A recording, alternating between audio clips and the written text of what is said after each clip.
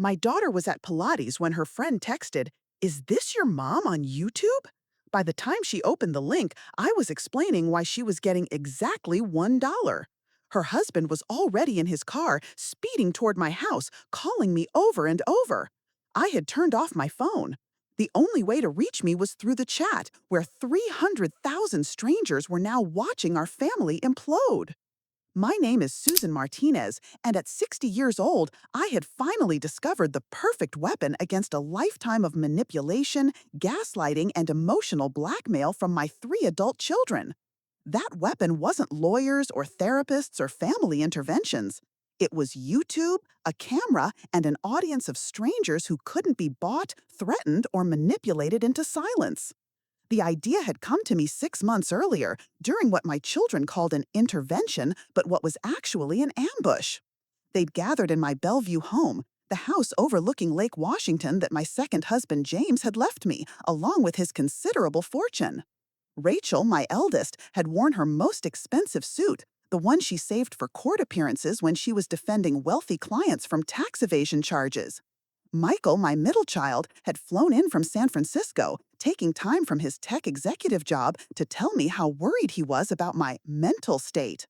David, my youngest, had brought a stack of documents and a pen, his CrossFit sculpted arms flexing as he pushed papers across my mahogany dining table. The papers were power of attorney forms, complete control over my health, my finances, my life. They'd even brought a doctor, someone David knew from his gym, who'd written a letter suggesting I showed signs of cognitive decline based on a 5-minute conversation we'd had at Rachel's birthday party where I'd been tired from flying in from Florida. The entire thing was orchestrated, rehearsed, practiced. They'd probably had a group text planning this for weeks, maybe months. I'd signed nothing that day. Instead, I smiled, served them tea in my mother's china, and told them I'd think about it. They'd left confident they'd won me down, that soon they'd have control of everything James had left me, everything my first husband Robert had worked for before his death, everything I'd saved and invested over 40 years of careful planning. They thought I was weak because I was 60, because I was alone, because I'd always given in to them before. They were wrong on all counts. The preparation for today's live stream had been meticulous. I'd hired a documentary filmmaker named Bradley, a young man with an impressive portfolio who thought he was helping me create a family history project. In a way, he was.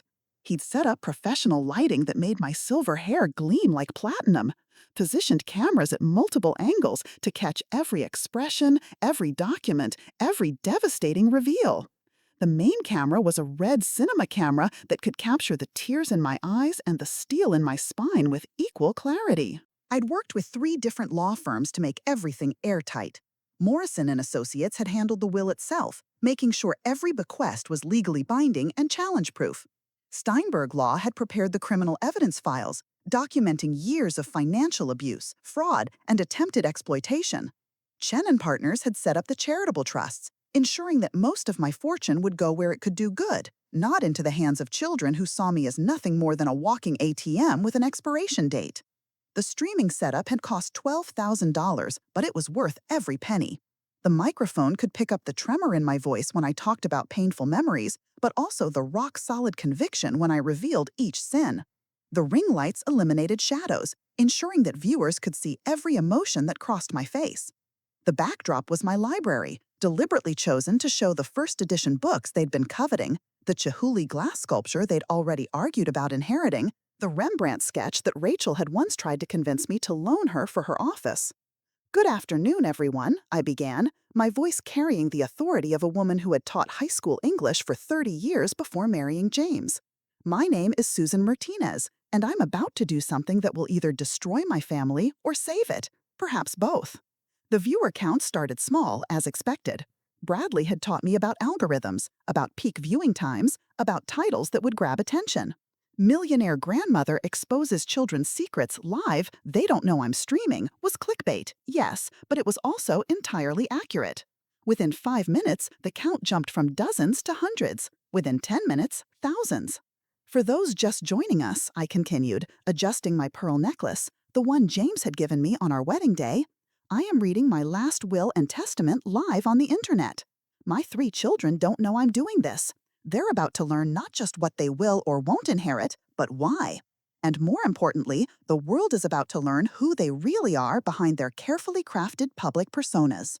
The first family member to join was Rachel. Her username, Rachel Martinez Dulich, appeared in the chat with a verified checkmark.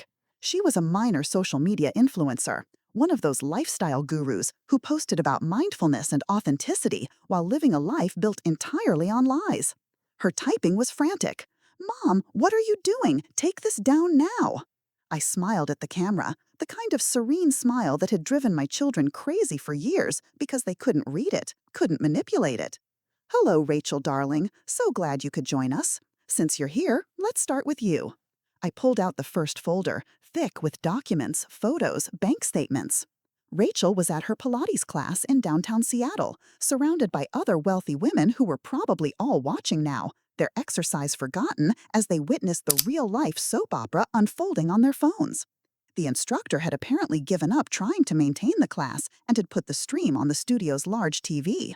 Rachel stood frozen in her $1,000 Lululemon ensemble, watching her life unravel in 4K resolution. Rachel Marie Martinez Dulwich, I read from the legal document, my reading glasses catching the light. Age 38, married to Patrick Dulwich, mother of 2 children she sees approximately once a week between her social engagements and affairs. The chat exploded. Views jumped to 50,000. Someone started a hashtag Grandma Spills the Tea. "Let's discuss the memorial fund, shall we?" I continued, pulling out a printed spreadsheet. When Rachel's father, my first husband Robert, died in a car accident 15 years ago, she established a memorial fund in his name. She told everyone, family, friends, his colleagues, that the money would go to supporting young engineers, as Robert had been an engineer himself. She collected approximately $78,000. Rachel's typing became more frantic. "Mom, please, stop this. Isn't what you think. You don't understand. Please, please, please." "The fund never sponsored a single student," I continued, holding up bank statements. "Instead, the money went to Rachel's cosmetic surgeries, a mommy makeover in Miami, breast augmentation in Beverly Hills, liposuction in Scottsdale, Botox, fillers, and a Brazilian butt lift that she told everyone was the result of her mindfulness practice and clean eating." I screen shared the receipts, the Instagram posts from her recovery masquerading as wellness retreats, the fraudulent tax documents where she'd claimed the fund as a charitable deduction. The viewer count hit 100,000. Patrick, her husband, had joined the stream, his username popping up with increasingly desperate messages about privacy laws and defamation. I ignored them all. Michael had been in a board meeting when the stream started. Someone later told me that his assistant had literally run into the room, laptop in hand, showing him the YouTube page where his mother was systematically destroying his life in real time. He'd excused himself, claiming a family emergency, not realizing he was about to become the emergency. "Michael David Martinez," I said, shuffling to the next folder, "my brilliant middle child. Valedictorian of his high school, summa cum laude from Stanford, rising star at Microsoft. Also, a thief and a fraud on a scale that makes his sister look like an amateur."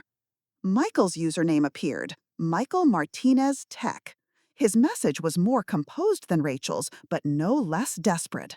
"Mother, this is inappropriate and potentially illegal. Please end the stream so we can discuss this privately." "Privately?" I laughed, and it wasn't a pleasant sound. "Like when you privately stole $2 million from me? Let's discuss that publicly instead." The story I told next had the chat in uproar. Comments flew by so fast they became a blur. The viewer count passed 200,000. News outlets were picking it up. Someone said it was trending #1 on Twitter. My phone, turned off and locked in a drawer, was probably having a meltdown from the attempted calls, but I didn't care. For the first time in decades, I was in complete control of the narrative. 3 years ago, I explained, Michael came to me with tears in his eyes. His daughter, my granddaughter Emma, had been diagnosed with a rare form of leukemia. The treatment was experimental, not covered by insurance. He needed $2 million or she would die. What mother could refuse? I held up a photo of Emma from last month, healthy and glowing at her school's science fair. Emma never had cancer. She's never been sick a day in her life beyond the common cold. The $2 million went to covering up Michael's corporate espionage. The full story was even worse. Michael had stolen proprietary code from Amazon, his previous employer, to launch his own startup. When Amazon discovered the theft, they'd given him a choice: pay them off quietly or face criminal prosecution that would result in 20 years in federal prison. He'd chosen to sacrifice his mother's trust and savings rather than his freedom. But that's not even the worst part, I continued, pulling out another document.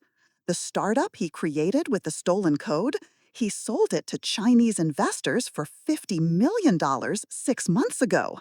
He's been hiding the money in offshore accounts while still taking loans from me for various fabricated emergencies. Michael's wife, Jennifer, who I'd always thought was a decent person, joined the stream. Her message was simple: "Is this true?" When Michael didn't respond in the chat, she added, "Michael, answer me. Is this true?" Their marriage was ending in real time, witnessed by what was now 300,000 strangers. Someone in the chat mentioned that Microsoft's PR department was having an emergency meeting. Another said the FBI had been tagged so many times in the comments that they'd probably opened an investigation. Good. Let them all come. David had been at his CrossFit gym when the stream started, too pure and focused for technology during his workout. But gyms have TVs, and someone had recognized me and put the stream on every screen.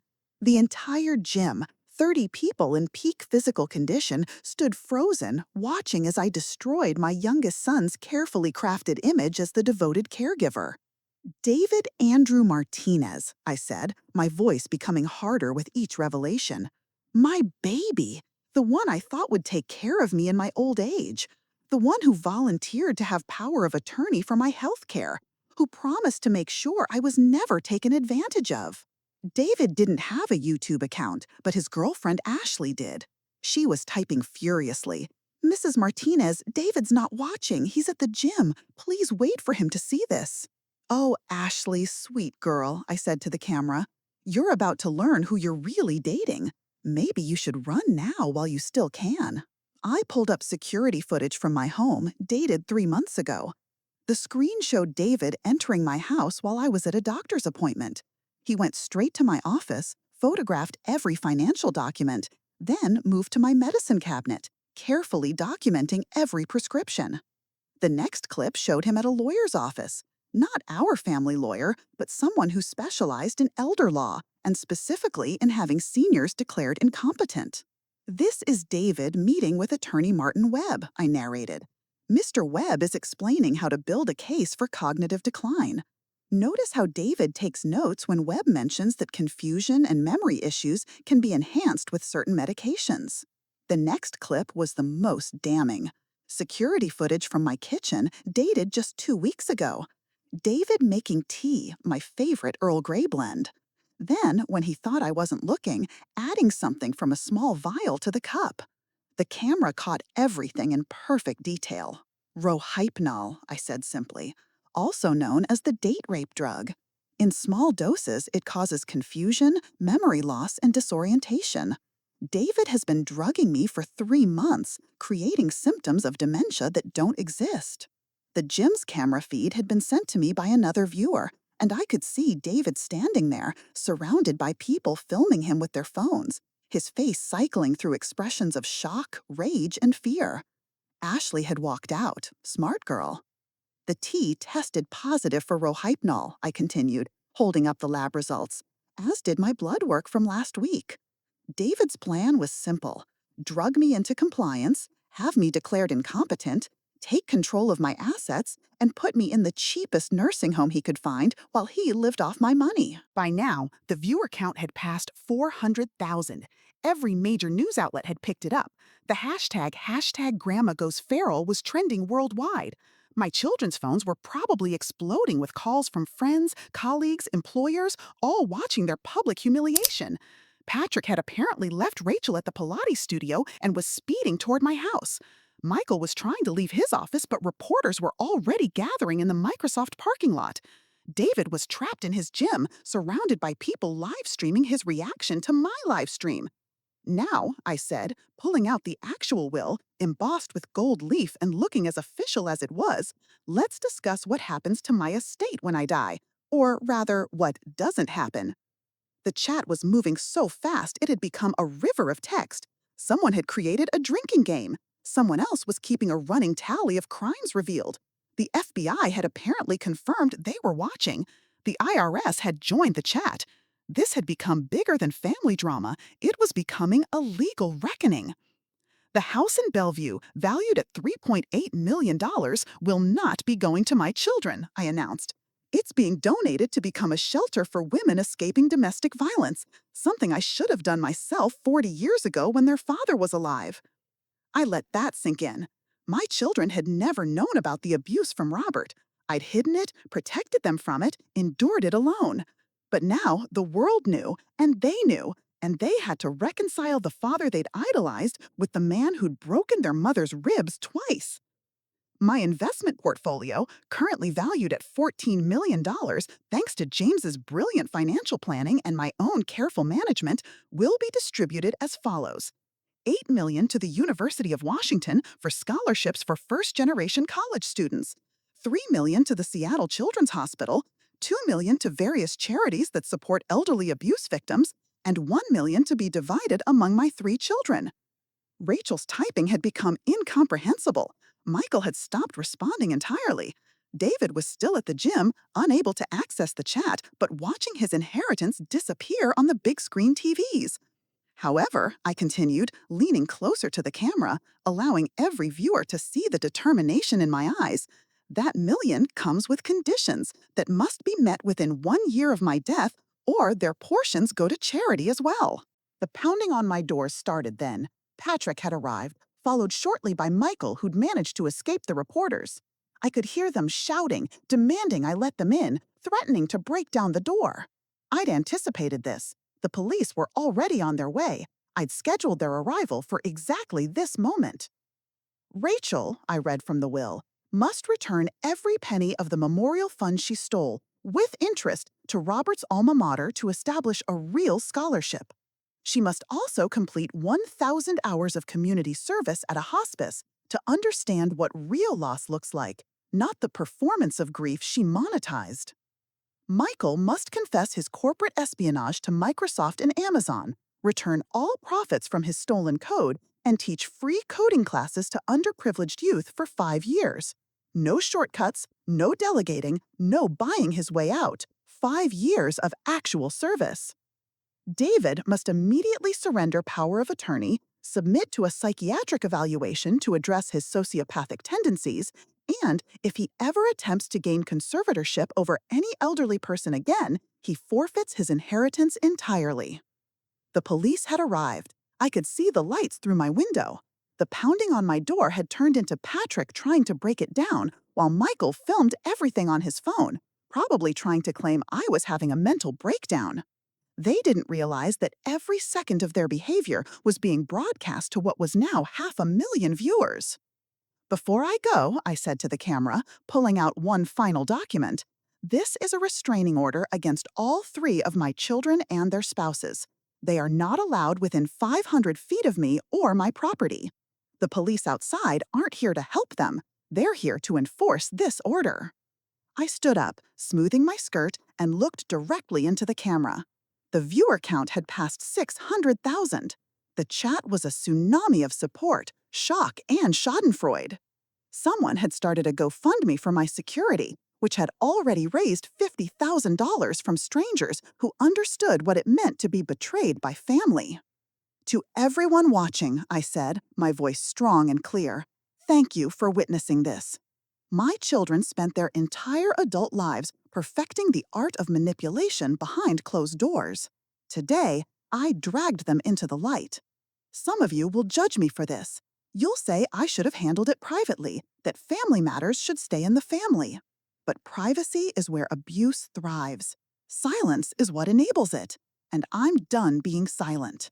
I walked to my front door and opened it just as Patrick was preparing to ram it with his shoulder. He tumbled inside, landing sprawled on my Italian marble floor. Michael stood in the doorway, his phone still recording, his face a mask of rage and disbelief. Two police officers stood behind them, hands on their weapons, clearly having watched enough of the stream to understand the situation.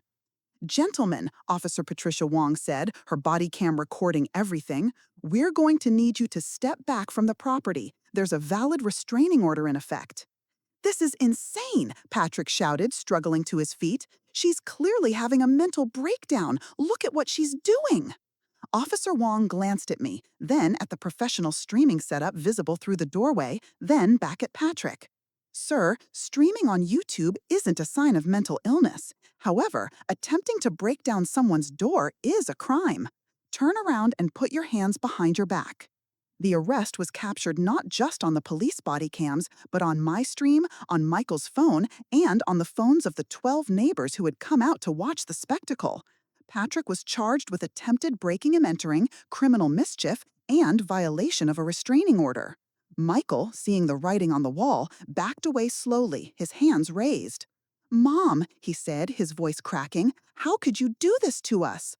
I looked at my son, this stranger wearing the face of the boy I'd raised, and felt nothing but exhaustion. I didn't do anything to you, Michael. I simply showed the world what you did to me.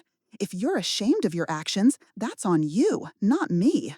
Rachel arrived then, screeching to a halt in her white Tesla, still in her Pilates outfit. She ran toward the house, but stopped when she saw the police. Her makeup was ruined, black mascara trails painting her face like a tragedy mask. She looked between the officers, her husband in handcuffs, her brother backing away, and me standing in my doorway like a queen surveying her kingdom. "You've destroyed us," she whispered, her voice carrying in the quiet suburban street. "You've destroyed everything." "No, darling," I replied, loud enough for the stream to pick up. "I've revealed everything. There's a difference." I closed the door on my children and returned to my stream. The viewer count had passed 700,000. The chat was full of support, with thousands of people sharing their own stories of family betrayal, elder abuse, and financial exploitation. The stream had become more than just my story. It had become a catalyst for thousands of others to speak their truth. "Before I sign off," I said, settling back into my chair, "I want to address something. People will say I'm cruel, that I'm vindictive, that I should have forgiven my children's mistakes. But these weren't mistakes. They were calculated campaigns of abuse, theft, and attempted destruction. Forgiveness without accountability isn't forgiveness. It's enablement."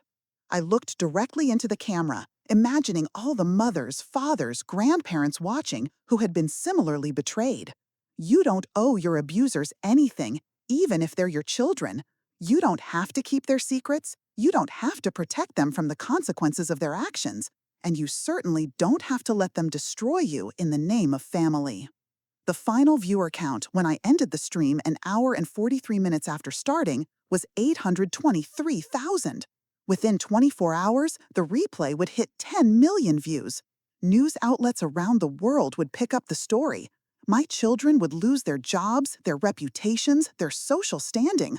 Rachel would be disbarred and charged with fraud. Michael would be investigated by the FBI and SEC. David would be arrested for assault and attempted poisoning.